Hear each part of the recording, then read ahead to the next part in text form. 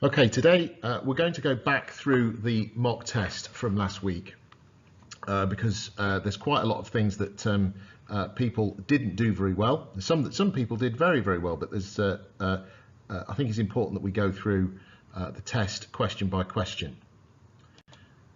First question, which was 2A, you had the little graphic of a popular, it says popular smartphone. The type of phone that it is really doesn't matter.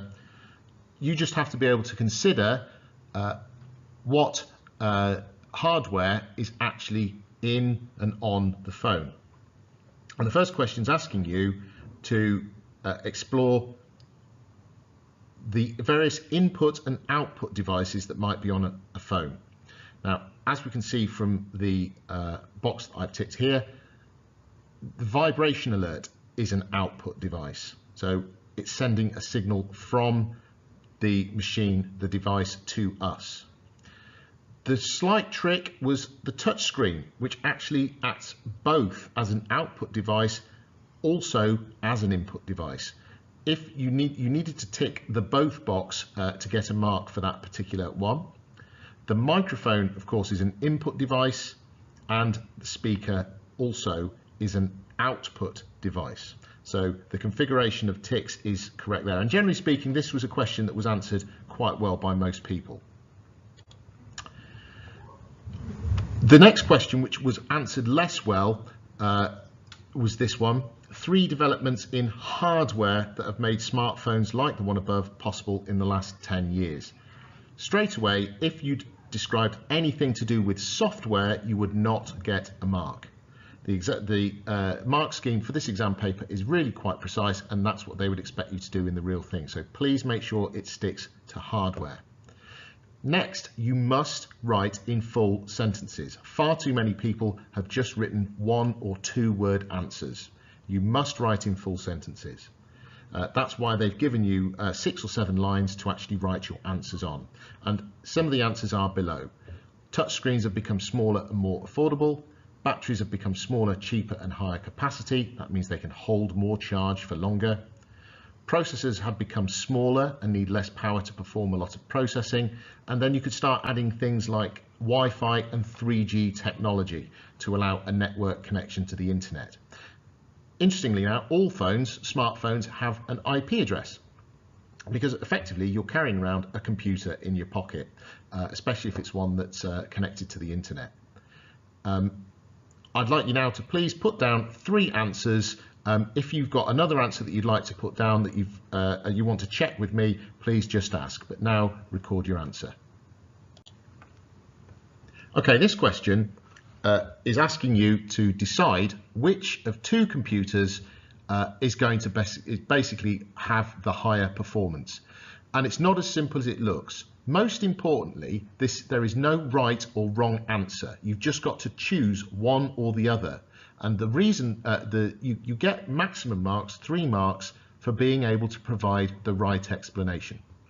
So if you chose PCA, you've got to be able to explain that it's the most, or rather point out the most important feature is the fact that it's a quad core processor. What that means is it's got 4 processors.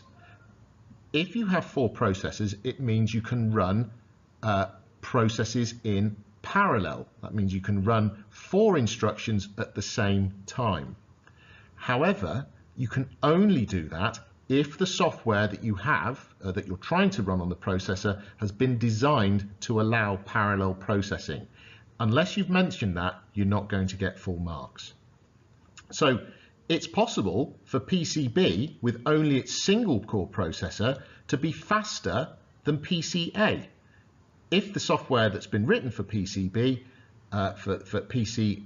has only been written with a single thread in mind, it means that PCB would actually run more quickly than PCA, because it's actually got quite a high clock speed of 4.1 gigahertz. Okay, here are a couple of potential answers that you need to get down onto the paper. Okay, next question.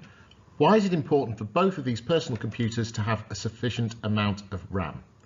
Now remember, RAM, or random access memory, is the main working store of a computer. As the computer's processing instructions, it's moving data in and out of RAM, or the CPU is moving data in and out of RAM as it needs to.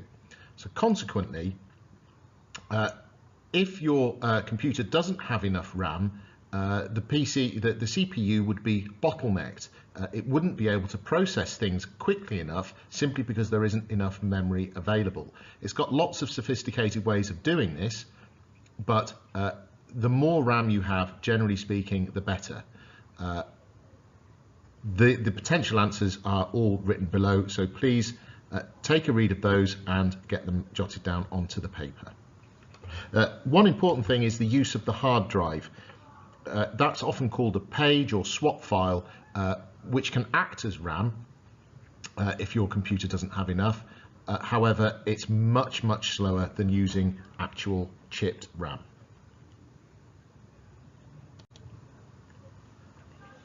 Okay, the next question, which is the first code-related question. Generally speaking, this has not been very well answered at all. This code here is pseudocode. It's not a specific programming language, but it looks very similar to Python, but it's not precisely the same.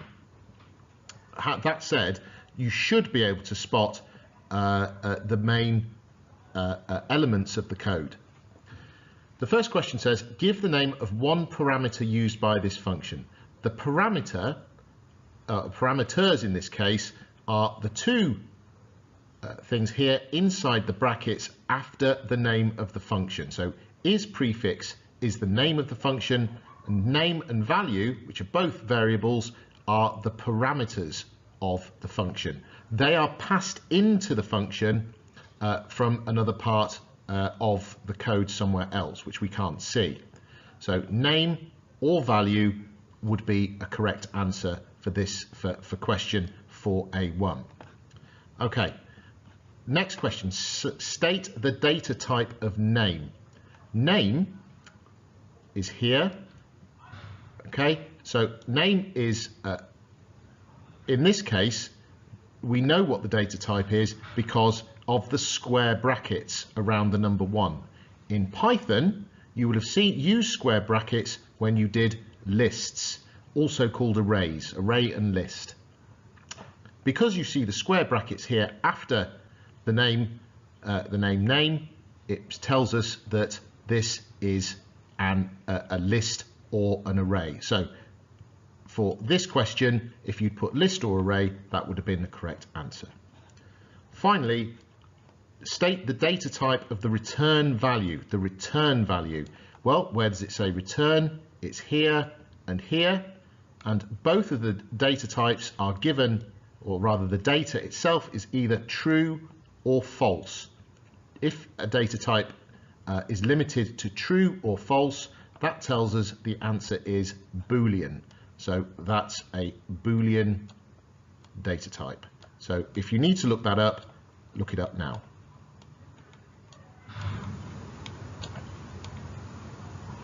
That's not very good writing, is it?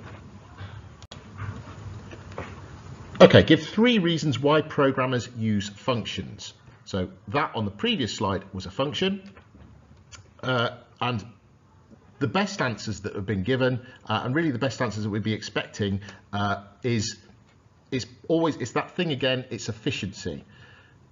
If we're able to make our code efficient, it's better. It uses up less memory, less storage space, and functions make our code more efficient because we're able to reuse functions. So we can allow for code reuse. If we're able to use the same block of code again and again by calling it, by referring to it, that means that we wouldn't need to write the same function again and again and again. So we're able to reuse the code that we've already written.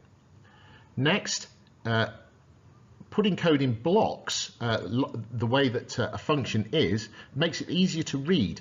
And when we're looking for problems in our code, and you've only written, for example, one function, if you want to debug a particular function, you've only got to do it once. If you go back to the function and look through it and correct the mistake, you've only had to correct it once. You've not had to correct the mistake on repeated lines of code again and again and again. So those are pretty much the reasons, and that you need to commit to memory 3 reasons why programmers use functions, because they are going to almost certainly come up in an exam. Okay, next question, question 7a. This has been, there's quite a lot of difference in the way people answered this question. But you had to write a program, and some people thought, oh, I can't do that. Other people had a really good stab at it. But what's really important to know is that the marks that you could get were quite easy to get if you just broke it down into 3 simple parts. You also could decide whether to use pseudocode, which is you could write something like Python. You don't have to worry about brackets and commas and colons, just as long as you can see what the syntax isn't important, as long as the structure of the code makes sense. Or you could write a flowchart or draw a flowchart, which obviously we did right back in September and October. Now, you had to write a program that does the following: assigns the value mobile to a variable called answer, assigns user input to another variable called guess, then it's going to make a decision, and the clue here is if, which it's told us there, the user enters the value mobile, then the program outputs winner, otherwise it allows the user to have another guess, and allows the game to continue until the user guesses correctly. This is another clue here that it's asking for a loop. Okay? So, how to assign the value mobile to a variable called answer? A really common mistake is that people got mobile and answer the wrong way around. When we're declaring a variable, we have to put the name of the variable on the left-hand side and the value that we're assigning to that variable on the right-hand side. Too many people put mobile equals answer. What we were looking for was answer equals mobile. And remember here, the use of the equal sign is not saying that something is equal to something. Actually, it's saying that the value mobile is being put inside, if you like, that variable name. So what would have been acceptable if you had written answer equals sign mobile, or answer with an arrow mobile, because this indicates that mobile is being placed inside answer, or even easier, I think, just done it in flowchart form, okay, with an input box.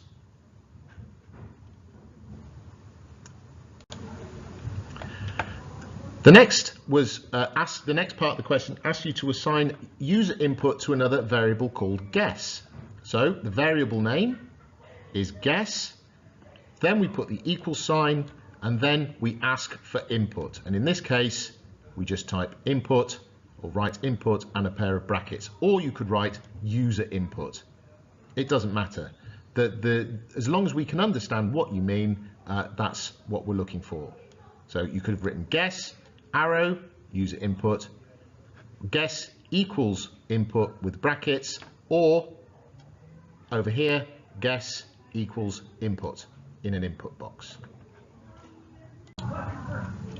Okay, now we come to the main part of the question, which is 2 parts. It's asking you to write the part of the program where you make a decision or perform a test.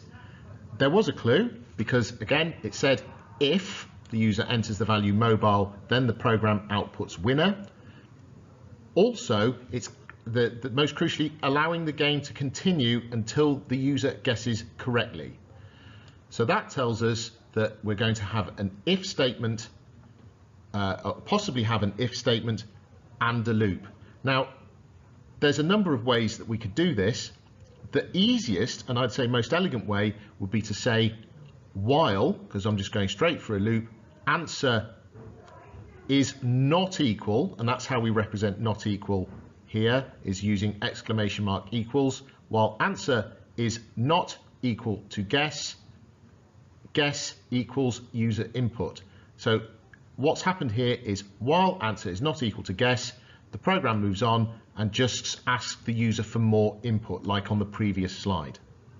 Remember, 2 equals means equals in code, and exclamation mark equals means not equals.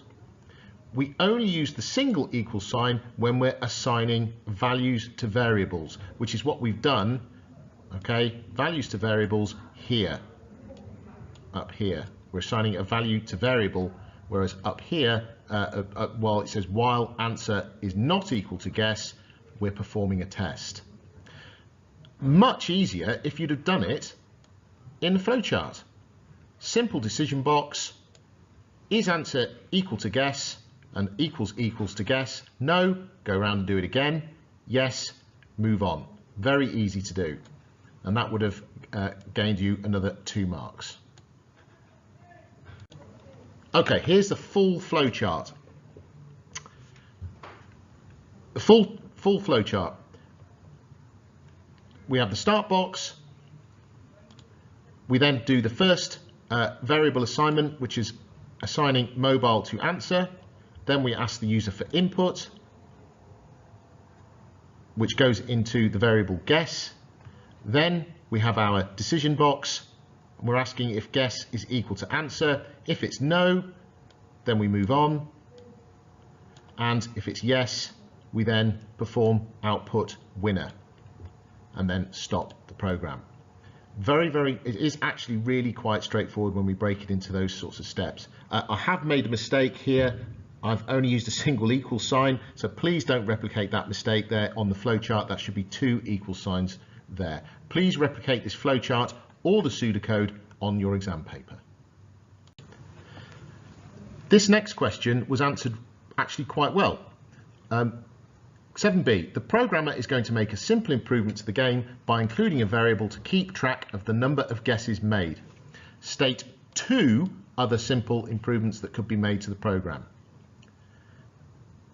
Examples here, give the user hints or clues. Again, please try and write in full sentences. Limit the number of guesses that people could make. Show the number of guesses made and the numbers remaining. Keep a score. Keep high scores, and show which letters the user guessed correctly. All of these would have been perfectly valid answers, and I think quite a straightforward way to get 2 marks. Again, please make sure that the answers that you write back down are in full sentences. Okay, let's look at the two database tables that we've been provided for question 8. One is a database table called product, which is, as it says, a list of products with 5 fields: product code, name, cost, supplier code and quantity. And the next one is a supplier table with a supplier code, name and postcode. Now, the first things that we should look for are where the primary keys are. And the primary key for the product table is almost certainly going to be product code because it's unique. And then on the supplier table, supplier code, again, would be the unique value. Those would be the primary keys for both tables. Interestingly, supplier code is also listed in the product table. That means that supplier code is acting as a foreign key in the product table, and that means it would allow us to join the 2 tables up. Now, we did this before. And the fact that we're able to join those 2 tables would mean that we would be able to query them both. The fact that the question is asking you for, simply in this case, the primary key of the supplier table and supplier code would have been the correct answer. And just simply because it would be a unique value for each of the 2 suppliers. Okay, this question was actually a lot more straightforward, I think, than people probably thought. You have to list the results of executing the following SQL query on the database. First part of the question, select product name, product quantity, and supplier postcode. because that's the first part of the SQL statement, which is asking us to select, all we need to do is first put the top of our list, name, quantity, and postcode, because those are the three fields that we want to return, that we want to have an answer for. Then it says from the table product and supplier. Well, we've only got the two tables, so we can work with that straight away. Then it's asking where product quantity is greater than 40. Lots of people got that the wrong way around. It's greater than 40, not less than 40. So product quantity's got to be greater than 40. So let's look over here and look at the product where the product quantity is greater than 40. Well, straight away, I'll do that in red. Straight away, we can see that there's one there, and there's one there, and there's one there, and there's one there. Okay, so we've got it down. We've managed to narrow it down to only or eliminate two of the possible answers already. And it's saying where the supplier name is equal to trainers for us. So that means we have to look down here, and we see that trainers for us is supplier code 51. So we come back to the product table, and we see that supplier code 51 is here, here, here, and here. Well, because it's got to be over 40, that means this is the one we're looking for, and this is the one we're looking for. So actually, we need the postcode of trainers for us, so we can write that down here and here. And then we need the quantity, which is 43 and 47. So we write that down over here. And then we need the product name, which are comfy loafers and army boots. Okay, and that's how we solve that problem.